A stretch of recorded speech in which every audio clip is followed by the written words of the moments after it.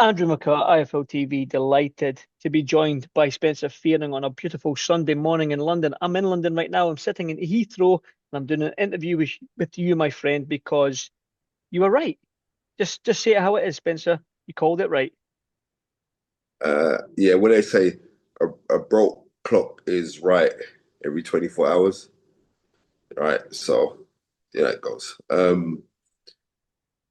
Too many people got emotionally involved in this Hmm. fight, and that's why I saw this guy in points. And I think Conor is not a concussive puncher, hasn't been a concussive puncher in his last two fights at 154. So why would anybody think now him fighting at 156, he's going to be this gargantuous puncher? And I think they was relying a lot too much on the demise and the regression of Chris Eubank Jr., not knowing that there wasn't much of a regression in Chris Eubank Jr. He came out second best against Liam Smith in the first fight, but I'm going to say his fight with Liam Smith was the best, one of his best performances. He was excellent in that fight. Um, and this is at a time amid where we was hearing that like he wasn't looking too good in the gym and stuff like that. So no, I'm telling you this, a lot of people get emotionally drawn into boxing, right? And I could be guilty of that myself, and Hmm. it will mess with your judgment and your perception. But if you truly look at this incredible sport, which is an incredible sport, if you truly look at it, you, and then you take emotion out of it, and whereas I know both guys, and you know, I mean, I'm close to Nigel and to Chris Senior, right? So these two men were like my childhood era, my great recollections of boxing. So you don't really want to say anything to to to upset people, but you got to also talk the truth. You know what I Hmm. mean? And sometimes what happens is because you know someone, you don't want to upset them, and you don't want to, especially when you're on the peripherals of the game, you don't want to upset no one. But it's how you tell the truth. So I knew this fight was going points, and I knew this fight was going to be a close fight. Simply because Eubank Jr. isn't a concussive puncher himself. Eubank Jr. is a volume puncher, right? Um, and even though we're saying, oh, but the weight and all the rest of it, I'm trying to say to people that Conor walks around very big, right? He does. Conor walks around big, and but fair play to him because he he put in an incredible performance, and so did Chris Eubank Jr. It was a yeah, it was a joy to see. I was so privileged. May I say a massive big up to my guy Napa. You know what I mean? Because he was saying it's kind of weird that everyone calls you unks now.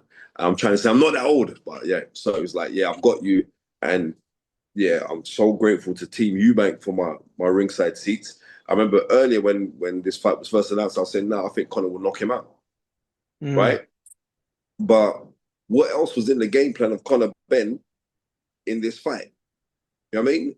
It should have been like, oh, I'm just going to have it with you. No, this is called boxing for a reason, right? Um, if I believe if Conor Benn had administered body attacks from early and touched him downstairs to the body, I believe that um, I believe it would have had great telling effect in the later rounds. But you have to give Chris Eubank Jr.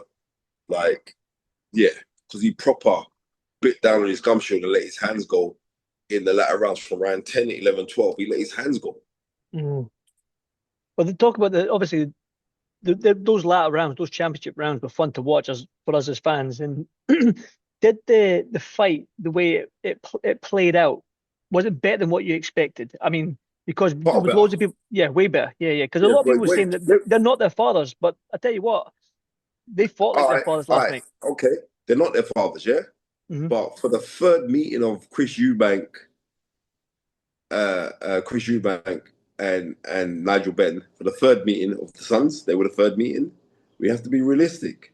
This was far better than the October 93 fight that Eubank and Ben had when it was called a draw.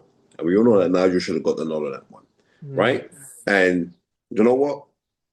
Last night, would people have really complained if they called that a draw? They wouldn't have, because it was such an excellent fight. They wouldn't have complained.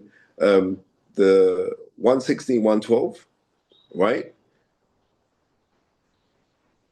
I could see why it's kind of difficult. You see, when you're sat ringside, it's very difficult to really watch a fight.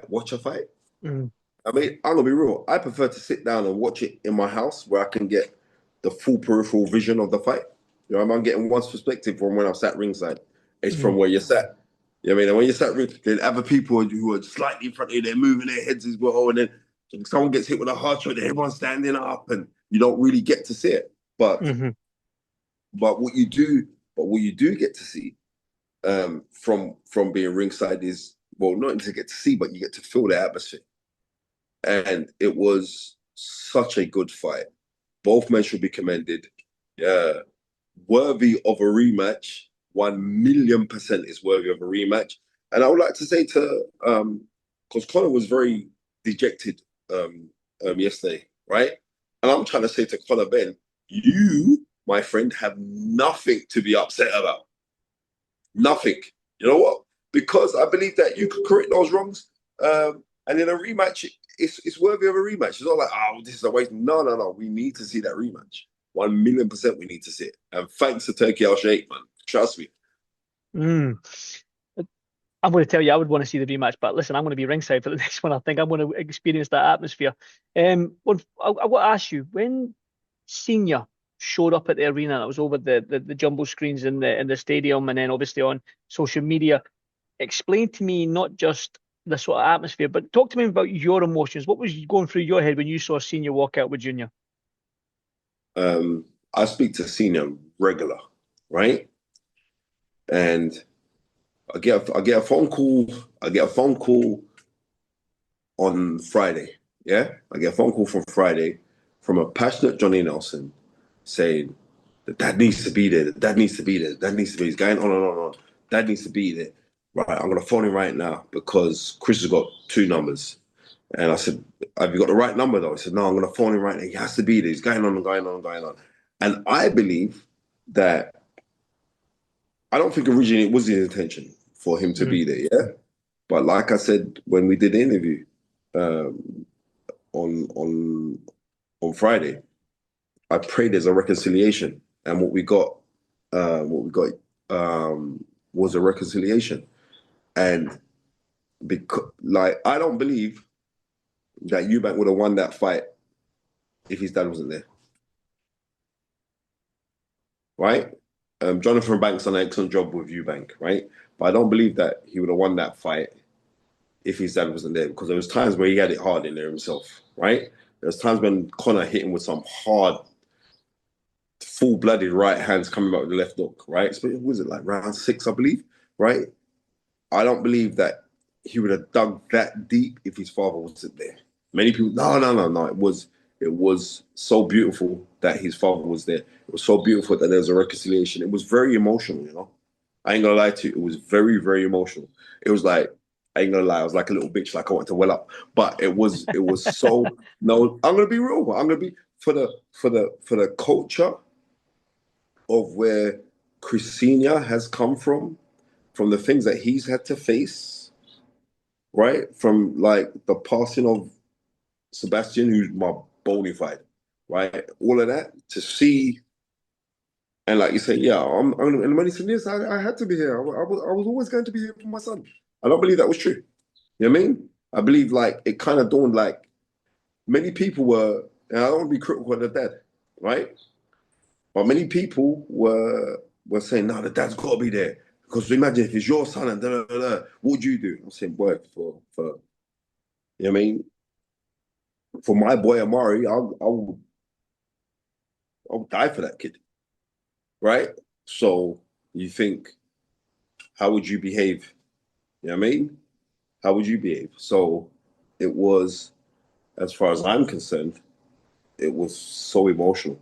It was so emotional. When he turned up, I was sat with my friend Marlo from the Legacy Foundation, and he said, and he just said, blood clot, Spencer. He was looking up at the screen. I was going, nah, bro. But everyone was going, it was mad. And then the entrance alone, for you know what I mean, him coming out to Simply the Best. Simply the best, yeah. No, let me now. I'm gonna tell you this now, yeah. On the entrance, hearing Dangerous, right? With Conroy Smith, hearing that, I Am Dangerous, what Nigel Benn used to come into, that was, I think that tune came out in 87, right? For me, that's the gunshot moment. That's like, for all of the people who knew that Nigel Benn pop. My bad, Spencer. It was you were just getting excited about the dangerous music from Nigel Benn, and listen, I'm at Heathrow Airport. Wi-Fi cut out on me. I need you to go back and give me that whatever you were doing. Cut Bro, off with your hands in there like this. That was it. listen to Yes, me. Listen to me. I want you guys to listen good. The crazy thing, when I heard doom doom doom doom brother, bro, I was all the eds. I was there with, you know what I mean, a couple of my guys, Marlo, Andrew, bro. When we heard that, it was yeah. It was a mazza. Oh my, what it was, no. Seriously, yeah, it was incredible. Like, yeah, kind of made me like kind of hyperventilate a little bit.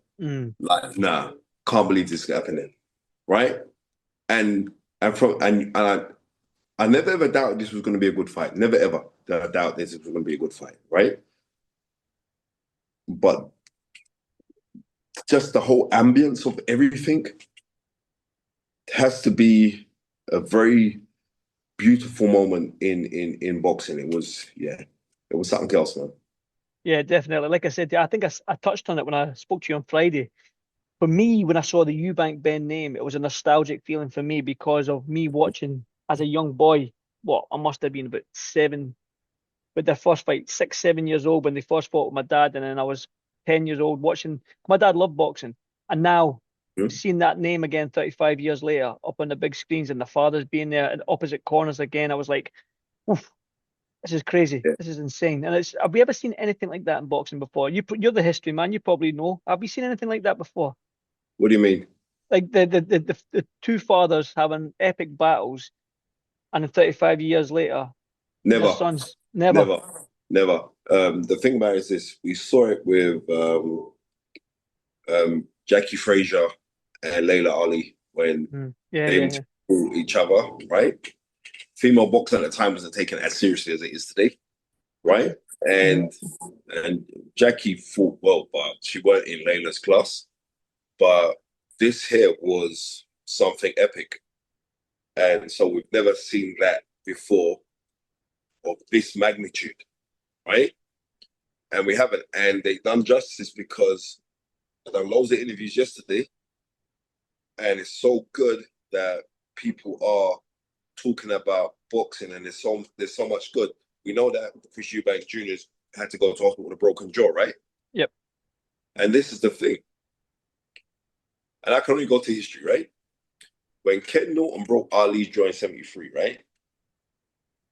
When he broke his jaw, um, we and there to wire Ali's jaw, and Ali came back in a rematch and came out successful. Maybe Conor can look at that and draw some homage from it, right? To say like, right, well, I broke his jaw, especially like in the 1971 fight or Ali versus Frazier, and Frazier had to go to a hospital for 1 month, right? And Ali drew homage from it, even though he came out second best, but he said, well, end of that, I had to send him to the hospital. So you can draw some homage from it. There's a consolation prize, right? So maybe that's his consolation prize. But I think the consolation prize for me is that we know that both men would not have earned the money, or both men wouldn't because of the nostalgia of their fathers. But what these two men did do, yeah, what they did do was They really did put the icing on the cake with that performance. It was a fantastic performance by both. And what heart did Conor Benn show in that fight? Because that, like, later on in the rounds for us, maybe you're gonna get stopped now. So yeah, and he sucked it up. I ain't gonna lie to you. My selfish self, no, don't knock him out. I want this to go to points. Because I want I want to be right. I want to be right. yeah, and I so desperately need the adulation of people that I don't know. So Is desperately that? need it. Yeah, no, Yeah. we're all in the same boat. We all need that adulation. Listen, Spencer, I do appreciate your time taken out on a Sunday, as always. Yeah, And man. biggest, like I always appreciate your time, as always, like I say. But I hope you enjoy the rest of your Sunday. I'm Nah, just about to most jump on a, definitely. I want to jump on a flight to Riyadh now, mate. So Yeah. I appreciate your time. Thank you so much for at least giving me some company while I'm waiting for my delayed flight. I appreciate that as Yeah, well. you can do something. And I end in closing, and this is to both men, right? Marcus Garvey said in the late 1920s, it was late 1920s, he said, God and nature first made us who we are. Then out of our own creative genius, we make ourselves who we want to be. Follow that great law, put God and the skies as our limit and eternity our measurement.